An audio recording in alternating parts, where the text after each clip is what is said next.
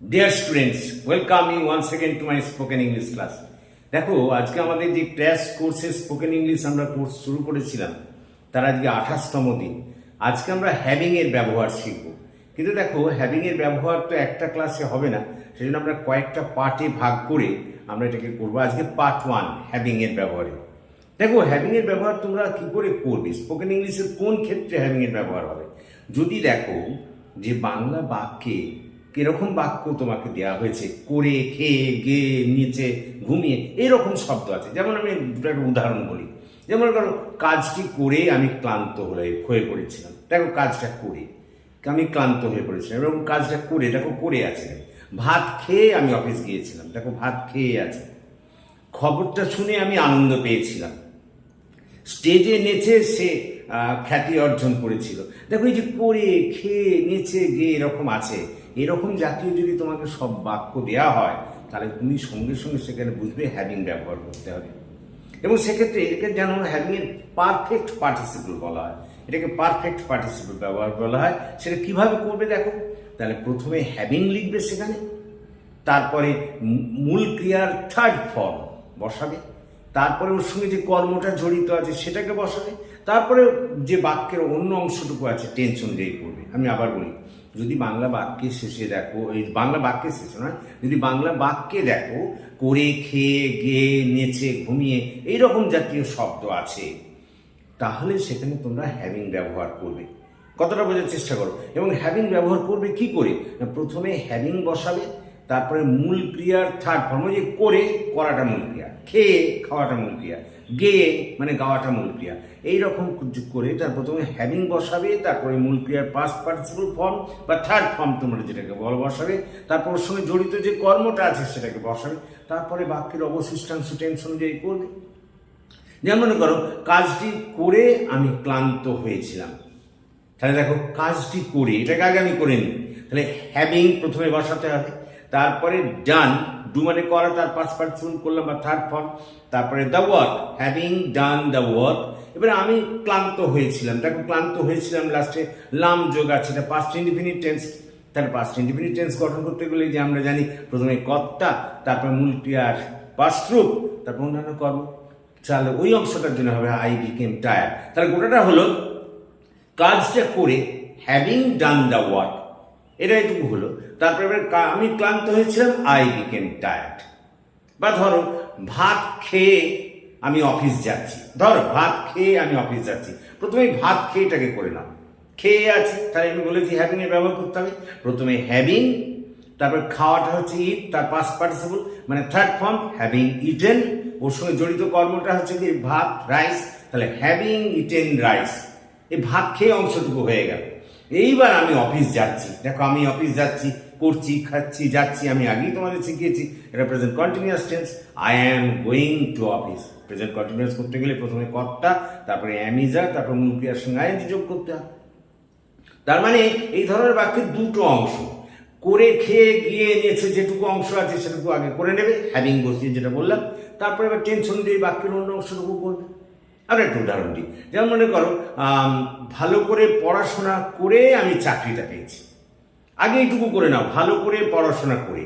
তাহলে আমি বলেছি এক্ষেত্রে এই যে করে আছে, দেখো খেয়ে গিয়ে নেচে এরকম থাকলে হ্যাভিং এর ব্যবহার করতে হয়। তাহলে প্রথমে হ্যাভিং, এবার ভালো করে পড়াশোনা করে, আচ্ছা স্টাডি মানে পড়াশোনা করা, তাহলে তার থার্ড ফর্ম হবে, তাহলে হ্যাভিং স্টাডিড ওয়েল, বা প্রপারলি বলতে পারো হ্যাভিং স্টাডিড ওয়েল, ভালো করে পড়াশোনা করে এবার আমি চাকরিটা পেয়েছি। দেখো এখানে পেয়েছি, ইয়েছি যোগ আছে, পেয়েছি, খেয়েছি, নেচেছি, এরকম থাকলে প্রেজেন্ট পারফেক্ট হয়। তাহলে প্রেজেন্ট পারফেক্ট তোমাদের আমি আগেই শিখিয়েছি। আই, তারপরে হ্যাভ অথবা হ্যাজ, আই পর এখানে হ্যাভ লাগবে, I have got the service. তাহলে আমি প্রথমে বলছি যে করে, খেয়ে, গিয়ে এই অংশটুকু আগে হ্যাভিং বসিয়ে করে নেব, তারপরে টেন্স অনুযায়ী বাক্য গঠন করবো। আমি আবার একবার পরিষ্কার করে বলি, যদি বাংলা বাক্যে দেখো করে, খেয়ে, গিয়ে, নেচে, ঘুমিয়ে এই জাতীয় শব্দ আছে, তাহলে প্রথমে ওই করে, খেয়ে, গিয়ে, নেচে যে অংশটুকু আছে ওটাকে হ্যাভিং বসিয়ে ব্যবহার করে করবে, তারপরে বাকিটুকু টেন্স অনুযায়ী করবে। ওক্ষেত্রে নিয়ম হলো কি না, প্রথমেই হ্যাভিং বসাবে, তারপরে মূল ক্রিয়ার থার্ড ফর্ম বসাবে, তারপর ওর সঙ্গে জড়িত কর্মটা বসাবে, তারপরে এবার বাক্যর অবশিষ্টাংশ টেন্স অনুযায়ী সেটাকে তোমরা করবে। আমি আরেকটা উদাহরণ দিই। যেমন মনে করো অফিসে কাজ করে সে বাড়িটা তৈরি করেছে। লক্ষ্য করো, অফিসে কাজ করে সে বাড়িটা তৈরি করেছে। দেখো কাজ করে আছে, তাহলে একটু আগে আমি হ্যাভিং এর ব্যবহার করব। তাহলে প্রথমেই হ্যাভিং বসাবো, হ্যাভিং। তারপরে দেখো করে, করা ইংরেজি ডু, তাহলে ডু এর থার্ড ফর্ম ডান। তাহলে having done work in the office, having done works in the office, অফিসে কাজ করে এবার সে বাড়িটা তৈরি করেছে। দেখো ওটা টেন্স অনুযায়ী করবো। করেছে, খেয়েছে, গিয়েছে, নেচেছে, এরকম থাকলে আমরা জানি সেক্ষেত্রে প্রেজেন্ট পারফেক্ট হয়। প্রেজেন্ট পারফেক্ট গঠন করতে গেলে কর্তার পর হ্যাভ হ্যাজ, তারপর মূল ক্রিয়ার থার্ড ফর্ম।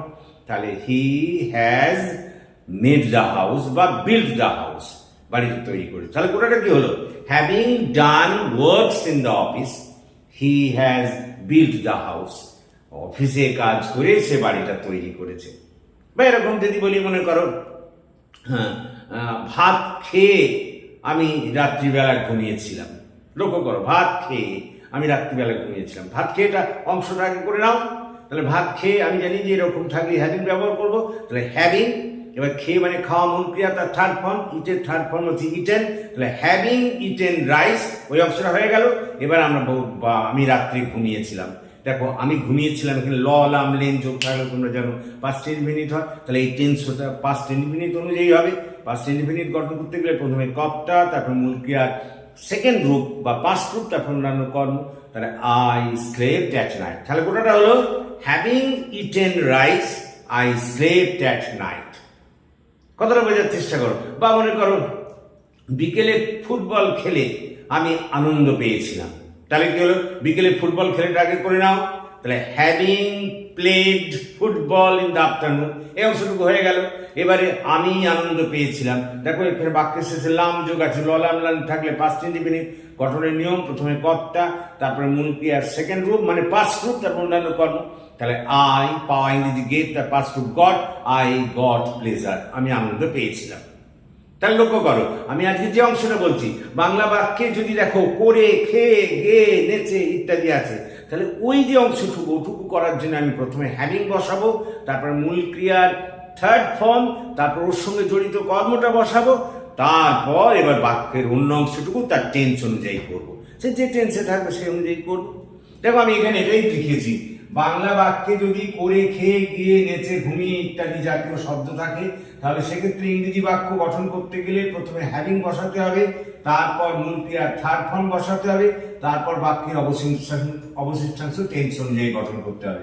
দেখো প্রথমে আমি বলেছি হ্যাভিং ব্যবহার করতে, তারপরে V3 রূপ, তার মূল কর্ম মানে ওই ওর সঙ্গে যে অংশটুকু জড়িত থাকে, তারপরে বাক্যের অন্য অংশটা টেন্স অনুযায়ী গঠন করতে হবে। দেখো আমি একটা উদাহরণ দিয়েছি, ভাত খেয়ে আমি কলেজে গেলাম। দেখো প্রথমেই ভাত খেয়ে এই অংশটুকু করে নাও। দেখো খেয়ে আছে, তাহলে হ্যাভিং, তারপর বলেছি মূল ক্রিয়ার থার্ড ফর্ম, খাওয়া হচ্ছে এখানে ইট, তার থার্ড ফর্ম ইটেন, তাহলে হ্যাভিং ইটেন রাইস, আমি এই অংশটুকু করে নিলাম। তারপরে দেখো আমি কলেজে গেলাম, এটা ল লাম লেন যোগ আছে, এটা টেন্স অনুযায়ী পাস্ট ইনডিফিনিট হয়। আমরা জানি পাস্ট ইনডিফিনিটের চেনার নিয়ম হচ্ছে বাংলা বাক্যের শেষে ত, তাম, তেন বা ল লাম লেন যোগ থাকে। তা আমি কলেজে গেলাম, পাস্ট ইনডিফিনিট গঠন করতে গেলে প্রথমে কর্তা, তারপর মূল ক্রিয়ার সেকেন্ড রূপ মানে পাস্ট রূপ, তারপর অন্যান্য কর্ম, I went to the college. তাহলে গোটাটা হলো having eaten rice I went to the college. পরেরটা দেখো, ভালোভাবে পড়াশোনা করে আমি চাকরিটা পেয়েছি। দেখো আমি প্রথমে এই অংশটুকু করে নেব, ভালোভাবে পড়াশোনা করে, এই অংশটুকু করে নাও। তাহলে আমি জানি যে করে আছে, করে, খেয়ে, গিয়ে থাকলে তো প্রথমে হ্যাভিং ব্যবহার করতে হয়। তাহলে আমি প্রথমে হ্যাভিং বসাই, দেখো হ্যাভিং, তারপরে কি হবে বলো, হ্যাভিং বসালাম, তারপর এবার ভালো করে পড়াশোনা করে, তাহলে পড়াশোনা করা ইংরেজি স্টাডি, তার পাস্ট পার্টিসিপল হচ্ছে বা থার্ড ফর্ম হচ্ছে স্টাডিড। তাহলে having studied, STUDIED, studied well, ভালো করে পড়াশোনা করে। এবার দেখো এই অংশটুকু বলবো, আমি চাকরিটা পেয়েছি। দেখো পেয়েছি, করেছি, খেয়েছি, নেচেছি, এরকম থাকলে প্রেজেন্ট পারফেক্ট টেন্স হয়। প্রেজেন্ট পারফেক্ট টেন্স গঠন করার নিয়ম প্রথমে কর্তা, তারপরে হ্যাভ অথবা হ্যাজ, তারপর মূল ক্রিয়ার থার্ড ফর্ম, তারপর অন্যান্য কর্ম।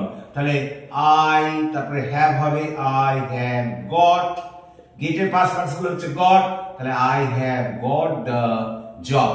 তাহলে দেখো হলো, গোটাটা হলো ভালো করে পড়াশোনা করে আমি চাকরিটা পেয়েছি, having studied well I have got the job. পরেরটা দেখো, খবরের কাগজ পড়ে আমি খবরটা জেনেছি। তাহলে আগে এইটুকু করে নাও, খবরের কাগজ পড়ে যে করে খেয়ে গিয়ে, তাহলে এখানে হ্যাভিং এর ব্যবহার। তাহলে হ্যাভিং, পড়া ইংরেজি হচ্ছে তোমরা জানো রিড, তার পাস্ট পার্সন হচ্ছে থার্ড ফর্ম মানে রেডি হবে। Having red the news paper, খবরের কাগজ পড়ে এতদূর পর্যন্ত হয়ে গেল। এবার আমি খবরটা জেনেছি, করেছি, খেয়েছি, নেচেছি, এটা তো প্রেজেন্ট পারফেক্ট একটু আগে বললাম। তাহলে আই, তারপরে হ্যাভ অথবা has, I have come to know, জানা ইংরেজি কাম টু নো। তাহলে দেখো কাম ফার্স্ট পারসন বা থার্ড ফর্ম ওই কামই হয়, come to know the news. তারপর দেখো, দুপুরে ঘুমিয়ে আমি বিকেলে ফুটবল খেলছি। দেখো দুপুরে ঘুমিয়ে, এটুকু আগে আমরা তাহলে ওই হ্যাভিং এর ব্যবহার করব।